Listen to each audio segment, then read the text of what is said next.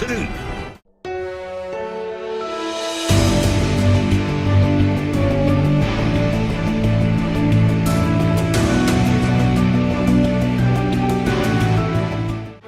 2022년 원피스의 독자들은 모두가 큰 충격을 받게 되었는데요.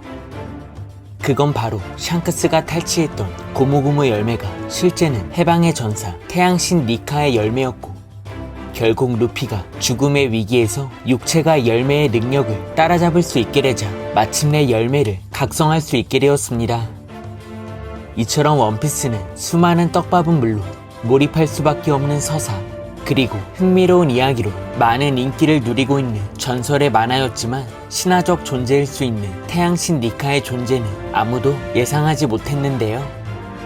이처럼 주인공 루피는 초인계 고무고무 열매 능력자가 아닌 바로 동물계 환수종 모델 니카의 능력자였습니다. 나아가 당시 모두가 충격을 받을 수밖에 없던 큰 이유는 바로 사왕 카이도를 상대하며 루피가 극소수의 강자만이 사용할 수 있는 최강의 공격 기술, 바로 폐양색 유우의 사용법을 깨닫게 되었고, 이어 기어포스를 능가해야 하는 새로운 변신이 필요하다는 것을 알고 있었기 때문에 고무고무 열매의 마지막 변신이 아닌 열매의 각성으로 태양신 니카로 거듭나게 되자 모두가 놀라움을 감출 수 없었는데요. 이처럼 루피의 스승 레일리는 기어포스를 사용할 수 있게 된 루피에게 기어포스는 몸에 대한 부담이 너무나 크다며 다른 방법을 궁리해야 한다는 조언도 건넸었는데요. 결국 전설의 해적 레일리도 기어포스의 장점도 알고 있었지만 반대로 단점도 알고 있었기 때문에 보다 새로운 무언가가 필요하다 생각했고, 이어 당시 레일리도 루피가 먹은 열매가 바로 니카의 열매였다는 사실도 알고 있었는지는 밝혀지지 않았지만, 적어도 루피가 언젠가 열매의 각성을 위해 이전보다 육체를 단련시켰다는 것은 부정할 수 없었는데요. 그렇게 기어의 변신은 해군대장 아오키지에게 패배하며 모두를 지켜야 한다는 생각으로 만들어낸 새로운 전투기술 기어 세컨드와 공기를 불어넣어 공격 범위와 기술의 위력을 높인 기어 서드, 그리고 무장색 패기를 둘러 고무의 탄력과 근육 풍선을 이용해 고안해서 만든 기어포스까지, 루피는 기어의 사용법을 한층 더 업그레이드 시키며 강적들을 물리쳤습니다. 그렇게 루피가 카타쿠리까지 격파하며 오왕으로 불릴 수 있게 되었지만, 결국 와노쿠니 쿠리에서 사왕 카이도의 4명 8개 한방에 기어포스 변신이 풀린 채 패배하게 되자 당시 루피에게 새로운 변신이 필요하다는 것을 직감할 수 있었는데요. 이처럼 기어의 마지막 변신이 필요할 수 있는 시점, 결국 그 변신은 능력 각성인 태양신 니카였고, 이어 그 열매의 선대 능력자는 바로 원피스 역사상 최초의 해적 조이보이였습니다. 그렇게 공백의 100년, 즉 최소 800년 전 태양신 니카의 열매를 각성했던 조이보이는 현재 세계 정부의 전신인 20개 나라의 연합군과 격돌했고, 결국 마지막 섬에 원피스를 남기며 패배하게 되었는데요. 이처럼 베가펑크는 당시 전쟁이 선악이 아닌 이념의 대립이라 결론지었지만, 결국 그 전쟁에서 사용된 고대병기의 여파를 통해 해수면이 상승되며 지금의 세상이 만들어졌습니다. 이처럼 현상금 46억을 돌파한 바다의 왕제 사왕 카이도를 루피가 기어피포스를 통해 승리할 수 있게 되었듯이, 공상 그대로 싸울 수 있고 이전보다 큰 완력과 자유를 줄 수 있는 어이없는 능력, 즉 니카의 특징으로 카이도마저 격파할 수 있었다는 것을 알 수 있었는데요. 한편 루피가 니카 모드를 발동해 카이도를 쓰러뜨릴 수 있던 결정적인 이유는 열매의 각성으로 승패를 가를 수 있게 되었지만, 먼저 닿지 않고 상대를 타격할 수 있는 무장색 패기, 즉 유우의 사용과 나아가 주먹이나 무기에 태양색 패기를 두를 수 있는 경지까지 도달했기 때문에 기어 피프스의 특징을 더욱 잘 살릴 수 있게 되며 카이도와의 최종 결전에서 승리할 수 있는 주요 요인이 되었습니다. 이처럼 사왕 루피의 전투력은 오니가시마 전쟁을 통해 견문색, 무장색, 태양색 패기의 경지가 과거 전설의 해적을 떠올릴 수 있는 최강자로 성장할 수 있게 되었고, 이어 이번 에그에 대해서 원피스 1부 정상결전 당시 최악의 세대였던 루피에게 무력감을 안겨준 해군대장 키자루와 마침내 승부를 볼 수 있는 최강의 해적다운 전투를 선보였습니다.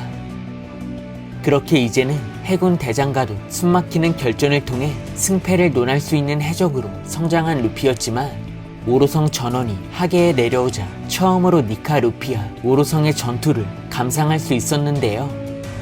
한편 오로성은 불사의 능력처럼 보이는 사기적 회복 능력을 통해 패기를 두른 루피의 공격에도 데미지를 받지 않았고, 결국 니카 루피라도 지금의 전장에서 승리할 수 없다 판단했는지 물러날 수밖에 없는 선택을 내리게 되었습니다.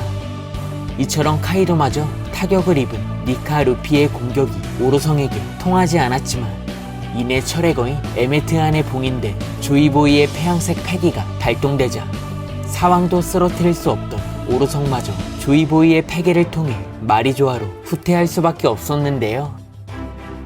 나아가 조이보이의 패기가 방출되자 요괴의 형상을 한 오로성들은 인간 형태로 돌아오게 되었듯, 조이보이의 기백 그 자체가 오로성에게 위협을 안겨줄 수 있다는 것도 알 수 있었습니다.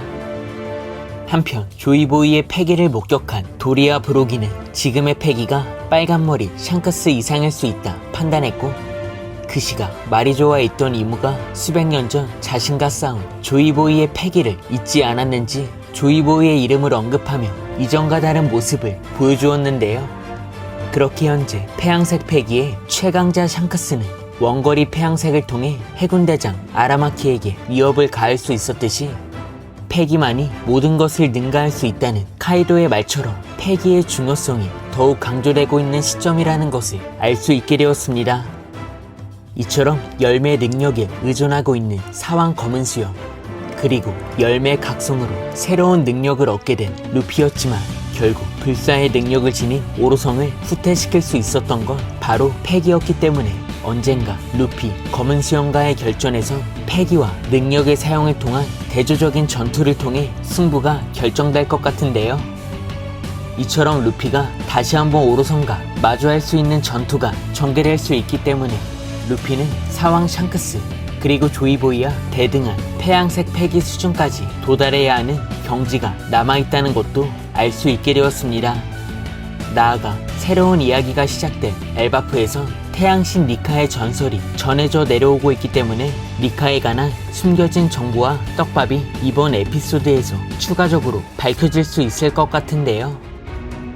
이처럼 기어 피퍼스를 발동하게 되면 리스크가 큰 단점도 너무나 극명하기 때문에, 앞으로 루피는 패기의 위력과 경지를 끌어올려 남은 강적들과 격돌해야만 지금보다 주어진 위기에서 빠르게 벗어날 수 있을 것 같습니다. 그렇게 언제나 니카 모드를 발동할 시 배부르게 음식을 먹을 수도 없기 때문에, 루피는 조이보이급 패기의 경지를 이뤄야 할 것 같은데요. 이처럼 기어 피퍼스 변신이 마지막이 될 줄 알았지만, 샹크스 조이보이급 패기의 경지도 남아있다는 것을 알 수 있게 된 가운데, 만약 루피의 패기의 경지도 각성할 수 있게 된다면, 그때는 검은 수염의 이질적인 능력, 즉 어둠의 열매를 통해 능력을 잠시 봉인당해도 패기를 통해 티치와 싸울 수 있는 라이벌이자 숙적의 모습을 보여줄 수 있을 것 같습니다. 그렇게 아무도 예상하지 못한 조이보이의 패기가 수백 년 만에 발동되며 새로운 패기의 경지가 남아있다는 것도 알게 된 가운데, 과연 루피는 이번 엘바프에서 한층 더 패기를 강화시킬 수 있는 수행이나 또 다른 강자와 마주하게 되며 먼저 샹크스가 방출한 패기의 경지까지 도달하게 될지는 앞으로 전개될 원피스 최신화를 기대해봐도 좋을 것 같습니다. 이번 영상은 여기까지입니다. 시청해주셔서 감사합니다.